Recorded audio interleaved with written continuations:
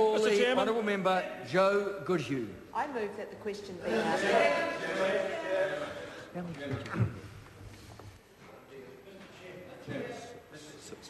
No. I'm going to call the Honourable David Cunliffe. Thank you, Mr. Chairman. Mr. Chairman, it's incumbent on us at this stage of the debate, as we review the title and commencement of the bill, to try to find a phrase or a word that most aptly encompasses the real meaning of the bill for New Zealanders. And though I'm never a believer that politicians should be driven by the media, it just so happens that the media has been helpful to us on this occasion. So I thought I might bring forward to the House some titles that have been suggested by the ladies and gentlemen of the press. How about, Mr. Chairman, the taxation brackets fairy tale of high hopes on a frayed thread bill, courtesy of the New Zealand Herald? Not a bad start.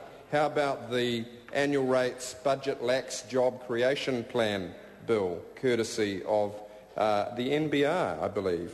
How about the annual rates budget hopes rest on shaky foundations bill from the editorial on the New Zealand Herald? Ouch. Or from the Dominion Post, Budget 2011 Battlers Asked to Give Back bill. Or, again from the Herald, the shaky, quaky budget bill. The shaky, quaky budget bill. It seems that the ladies and gentlemen of the press might have cottoned on to the fact that a few of the assumptions, a few of the fiscals upon which these tax rates stand might be just a little bit exaggerated. And, Mr. Chairman, that might have something to do with the fact that Standard & Poor's, no less, today announced to the world that they are not removing New Zealand from negative credit watch. Why? Because they don't believe the numbers either.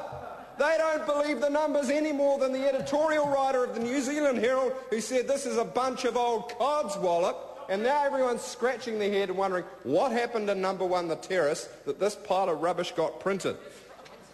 But there is more, Mr. Chairman. How about, in respect of the KiwiSaver components, the taxation pay more to save the same bill, or the tax credit reduction takes all the gloss off saving bill, or the experts label KiwiSaver move a tax grab bill? A few of the headlines on the KiwiSaver. Or on education. How about the student loans cuts discriminatory bill, the loans cuts for older students attacked bill, or the boost doesn't cover inflation bill, or the dog ate my early childhood education bill? That is all a very good set of headlines. But some constituencies have done... No, it's not all bad news, colleagues. It would be unfair of us to portray this as all bad news. There are certain very deserving constituencies that have done extremely well out of the budget. How about the tax breaks for rugby bodies bill? An excellent cause if ever there was one. Do your bit with a quake bond bill. Or how about the middle income families pushed over the edge bill from Stuff's editorial? How about, and this is one of my favourite ones, the lack of courage and vision bill, something which is, of course, not a contravention of standing orders, because it's not my own opinion, merely quoting from a newspaper headline. I'll say it again from the Dominion Post, the lack of courage and vision bill. Ouch. The lack of courage and vision bill. Or the economists say surplus contingent on recovery bill, an article in the NBR which casts certain nasturtiums in that directions. Ouch. It does hurt. When even the NBR starts kicking holes in a budget big enough to drive a super tanker through, you know you've got problems. Now, why might it be, colleagues? Why might it be, colleagues, that certain august denizens of the financial sector are themselves beating the crap out of the government over this bill? Well, there may be certain assumptions built into these financials that could be just, as they say, a little bit shaky-quaky. Here are a few of these shaky-quaky assumptions. There is a $3.8 billion difference between the revenue forecast from the esteemed gentleman at number 1, the terrace, in the Treasury, and the equally esteemed gentleman at the IRD, who's saying, no, we don't believe your growth numbers either. We couldn't possibly collect that much tax. How about $4 billion less? a little bit... Well, which one do you think the government took? Well, did you think that they took the more prudent, the more fiscally responsible lower numbers? No, they took the higher, more exaggerated, pie-in-the-sky numbers from Treasury. What about the... Mr. Chairman, I'm just warming up, Mr. Chairman. Honourable David Cunliffe. Thank you, Mr. Chairman.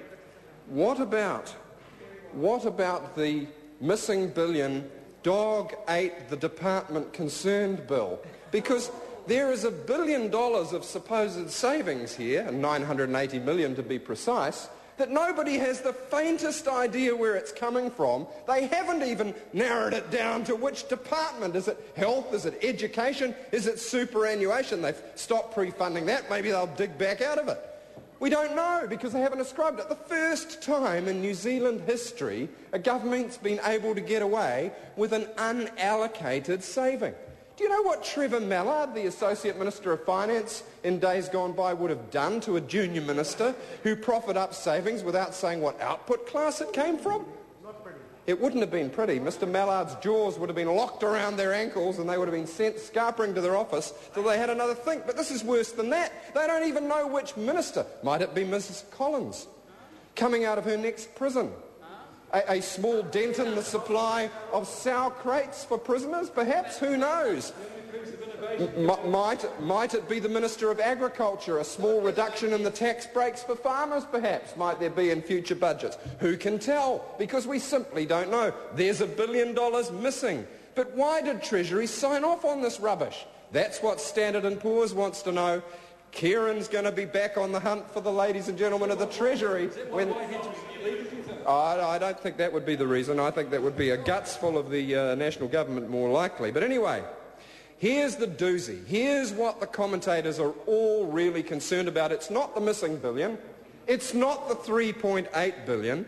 But the taxi driver said to me on the way to a meeting this morning, he said, are they really going to create 177,000 new jobs? How? And I said, no, and no one knows. And they have no idea because there's been a misprint. There's been a misprint, Mr. Chairman.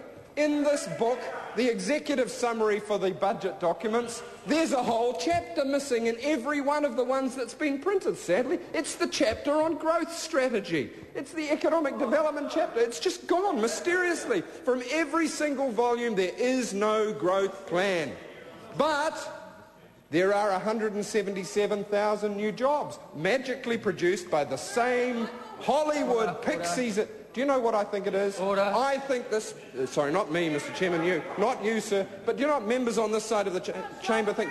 We think perhaps this title should be... This title should be Warner Brothers wrote the budget bill.